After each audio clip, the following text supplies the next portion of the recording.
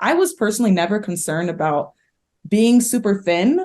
I think that in the Black community, a lot of it is like, you want to be thick. I don't know if you guys have heard this, but it's like, you want to be thick. Like, think Meg the Stallion, Nicki Minaj. Like, that's like the image a lot of Black girls, not speaking for the whole community, but that's oftentimes what people are striving for. So for me, it was never about like, I didn't strive to be thick, and I didn't have this aspiration to be super thin. I was really just like, I want to be strong. I want to be lean, and I think that just kind of stemmed from me being an athlete at the time too. Like, it was just always having that validation that my body was good enough to be able to play. And it's interesting because with hindsight now, I see so many players at different levels that have different bodies that do just fine.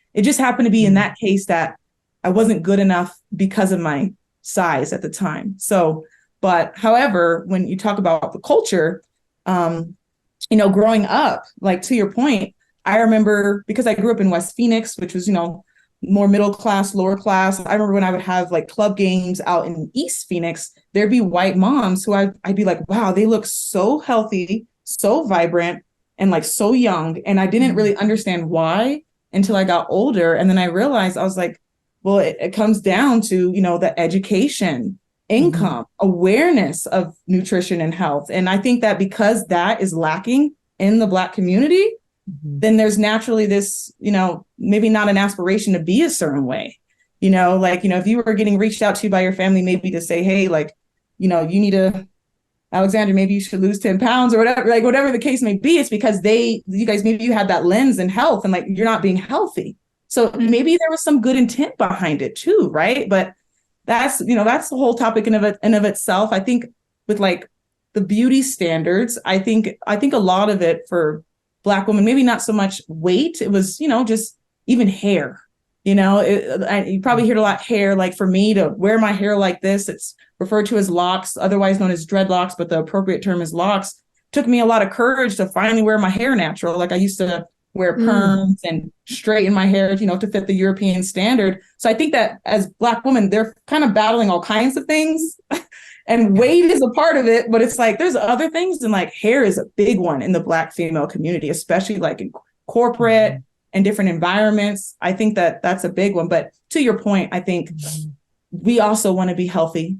And I think amongst all races, there's a desire to have this certain type of body. But, as you all know, it's, because we're getting fed by, all the media and all the magazines we grew up. I mean, we don't really touch magazines as much anymore, but, we just had so much. I mean, now it's social media, but we just have so much hitting us. So that's what's driving our desires. But I think that like you mentioned with your friends, it's just as real within the Black community. But from my personal experiences, I would say a lot of it was a desire to be thick. Does thick mean curvaceous, like small waist, but not skinny? Because that's an ideal that is like very difficult. Just like the ideal, when I was on Baywatch, the ideal was big breasts, but you got to be skinny everywhere else. They didn't really care about butts back then. And that's not very normal. Few women have that naturally, right? Yeah. So thick, tell me what thick is. And it must be, nobody can conform to a single body type because we're all so different. It's funny because I think I didn't strive for thick because I never could really be. I was never like thick, I don't know. I think thick, if Urban Dictionary, but to me, what it means is really like really thick, voluptuous thighs, but really skinny waist. But just the thighs are just big, strong, but real, like just powerful thighs, Okay. And it's okay also to have like a little weight in the stomach. Like that's just like that's like the image I get when I think of thick, but I never aspired for it because I couldn't achieve it anyway. So, when I gained weight, they just all went to my stomach. So I was just like, thick, that's out of reach. None of them are really attainable. Like, it's like, what I guess social media too, is really tough. What I'm hearing from you is that there's a pulling from different cultures. There's the Black culture who might say, we want thick or bigger thighs and ass and small waist and curvaceous. But then there's the corporate ideal, which doesn't want you to be too big and wants your hair to be a certain way. Yeah. That must be super.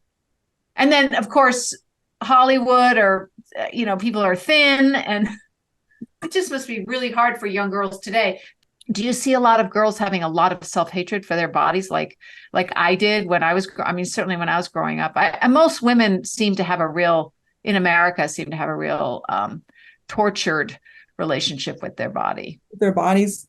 I think the players these days, like, for example, I mentioned I have 3 that had, their own issues, but in general, I've had players come to me and say, like, Coach B, I want to get in better shape, or I want to actually lose weight.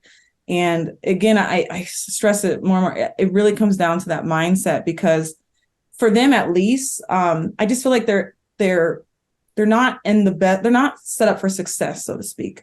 You're in a college environment, they lack resources. You're around traditional cafes that don't serve them what they need to actually reach their goals. It's a lot of not the best food. I don't even eat there personally, right? So, and then, in general, when it comes to taking care of themselves, a lot of the focus really just becomes, okay, I'm going to rely on practice and our weight sessions to, get the exercise that I need for my body. And they're not thinking to do anything outside of that, which honestly, we do enough where they don't have to do that.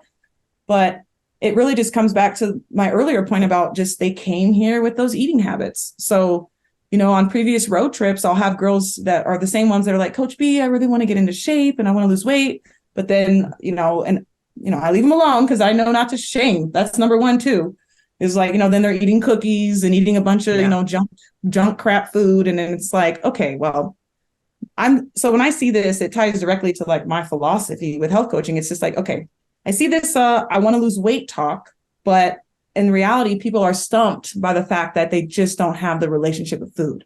They don't see it as fuel. And it just kind of goes back to that. And that's what the girls are dealing with. They want it, they want to be in shape, but then they're doing the things that are going to be the complete opposite. And that's why for me, it's just like, I want them to have the tools that they have now so that once they're done with basketball, as Dotsie, I'm sure too, it's just like, a lot of people, when they're done with sports, that's usually when they gain that weight from all their habits, because now the metabolism's gone and the eating habits are still there that you thought you could just eat because you're always working out. So that's the battle with them now. They want to be in shape, but actions don't match the words, and it's not their fault. That's you smiling, so that's what it really comes down to. And I was the same way. I was desperately wanting to lose that weight, when I was in college.